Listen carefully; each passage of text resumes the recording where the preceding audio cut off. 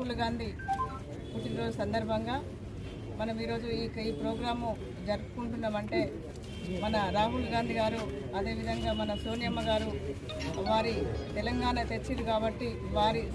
వాళ్ళ తెలంగాణ ప్రభుత్వంలో మనము